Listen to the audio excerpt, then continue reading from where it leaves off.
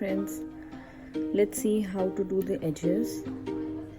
So I'm using this tool for this, and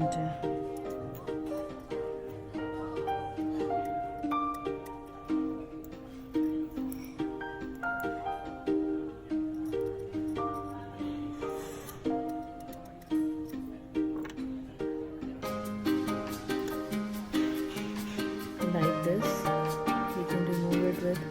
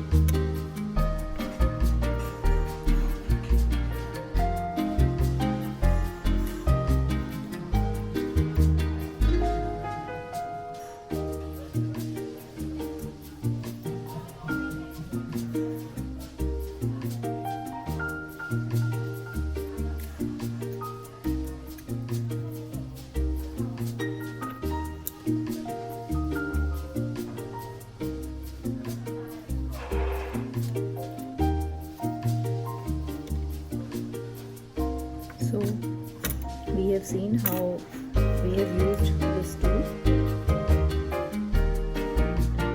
We can use this filer, this part of filer also.